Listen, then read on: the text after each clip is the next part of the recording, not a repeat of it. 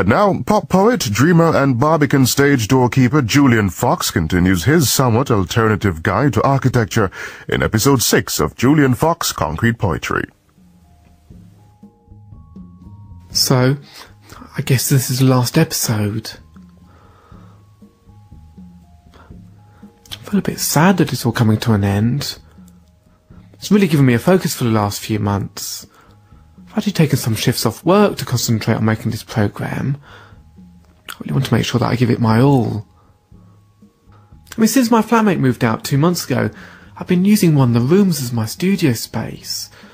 And the other day, I tried writing a love song in here. I mean, I'm not dating anyone at the moment, but it cheered me up a bit. We're in a cafe, talking about the other night when there was a group of us in a restaurant eating tapas. You were quite drunk and I wasn't. I arrived late and then sat next to you and we chatted. We leave this cafe and we walk through Spitalfields towards Brick Lane. It stopped raining, we see a bar and go in it, order 2 beers and continue our conversation at a table outside. But all I can hear is a voice somewhere inside saying, go on, you know you want to, do I?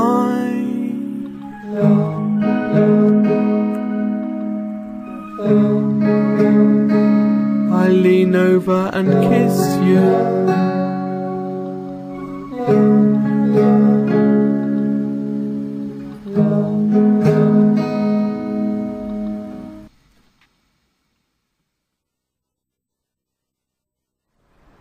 It's a beautiful day. I couldn't really concentrate being indoors. I've been doing a bit of gardening. I was just thinking a few minutes ago about something called the Case Study House programme. I've got a book all about it. And it took place in the 1950s in California. It involved a series of houses being constructed from non-traditional materials, glass and steel. I was just having a quick look at the pictures earlier on, and they seem to be so connected to the outside world. But I think one of the ideas behind them was to break the divide between internal and external space, and I'd love to be able to do that more in my place. I mean, it's much harder to do in a Victorian house.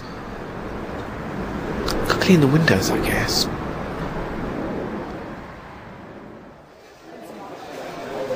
Well, I've come out to Milton Keynes. I thought that, well, I can't make a programme about architecture sitting in my studio at home. I need to get out there, be amongst it all. I'm now in Centre MK, which is a shopping mall. There is no high street, and it's supposedly one of the largest in Europe.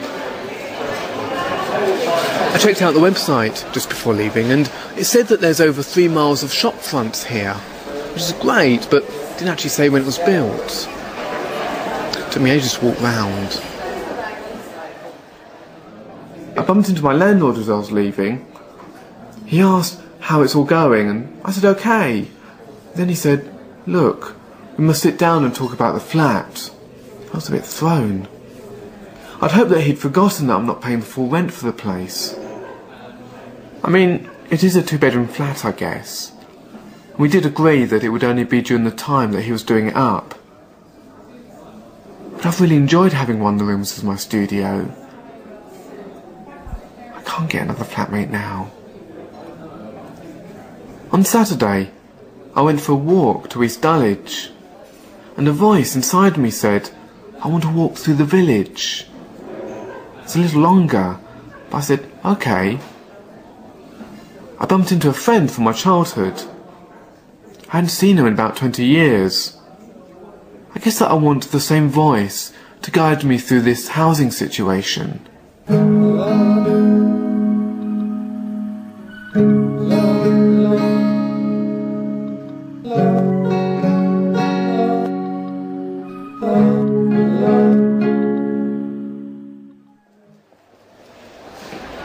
wonder what it would be like to live here.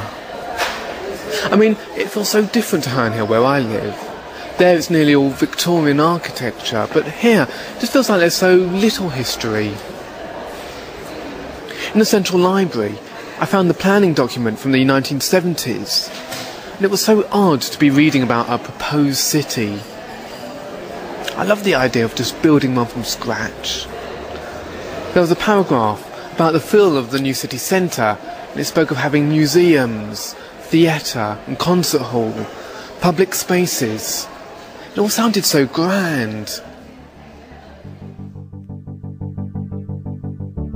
Different functional elements, though visible from the outside, reveal dramatic structures within. An integration of strong cubic and cylindrical forms intersect with narrow rhythmic columns. Further additions may appear conformist, yet continue this synthesis of plan, a repertoire of detail.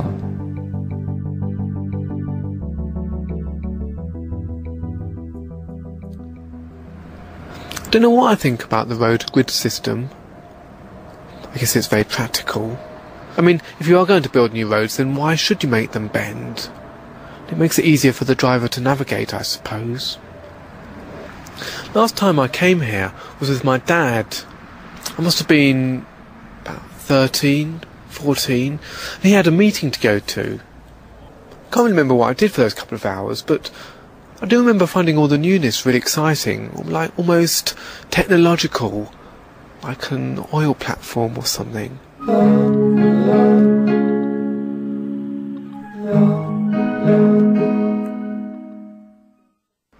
Got a bit lost. I thought I'd go back to the Easy Cinema. They were showing Broken Flowers at 6:40, and I thought I knew the way. I left the centre, went under a road, through a car park, but now I'm by some houses.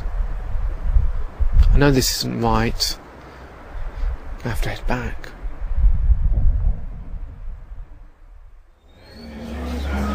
I was going in completely the opposite direction. I made my way back to the shopping centre. I realised what I'd done was I'd exited on the wrong side. All the roads look identical. So I found this bar. I feel very at ease here. Maybe the road system does work. It actually feels quite old in here. The walls are all wood. But when you're outside, you can tell it's a new building. It's very clever. I never go to bars on my own back in London and have a glass of wine. I think I might start doing this more often.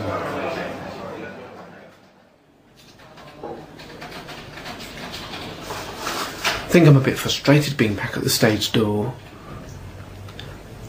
Well, I've made a decision. I felt like I needed to. I can't keep pretending that nothing's going to change.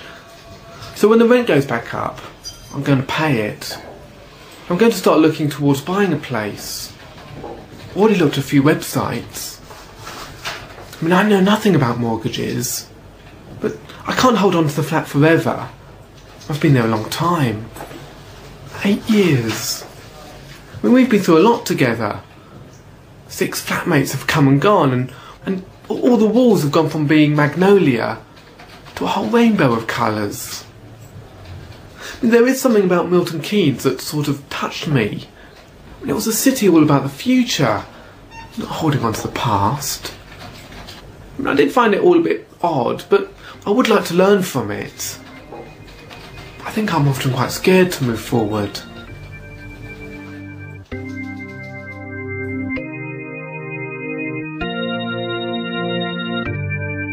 It's dark outside, but I'm in all bar one at a table on my own. I've got a glass of wine, a bag of kettle chips, yeah. Tonight it's cold outside, but in here I feel happy.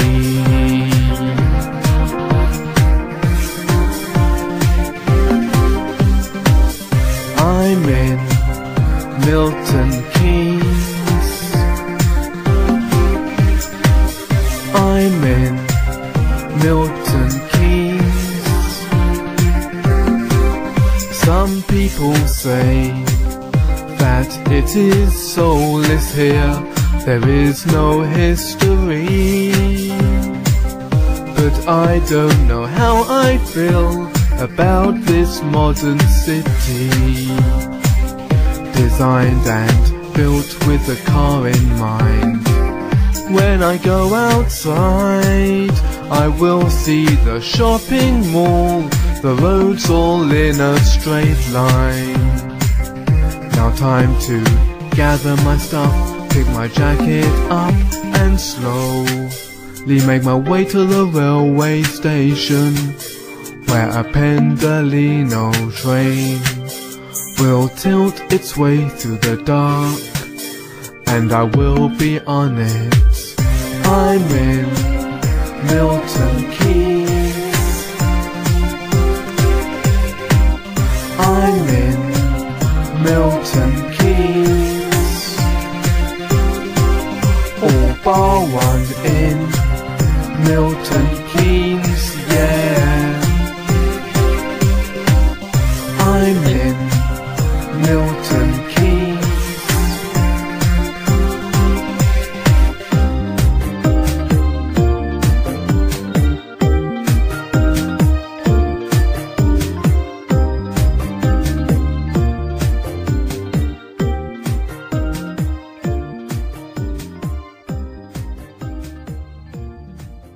I thought about ringing the landlord to tell him about my news. But then I thought, well, there's not that much to tell. I mean, I'm not handing in my notice or anything just yet. I guess I should really make myself a timetable, otherwise I might stay here another 8 years. I don't want to rush into things either, buy the first place that I see. I don't know what else to say, really. This is the end. I don't know what I'm going to do in the studio now. Really enjoyed reading my books, learning about buildings. Still, I guess I've got some things to be working on. Getting a mortgage, finding my place.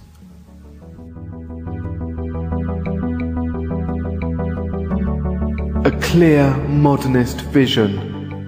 Internally exquisite, the visitor is surrounded by an atmosphere, both hard and soft. Furnishings provide an occasional shock, a juxtaposition of curved forms. One wall, maybe a spicy lemon, lunges towards the balcony of oak. A bohemian bolt hole in acid blue, and yet an intimate, living and working organism.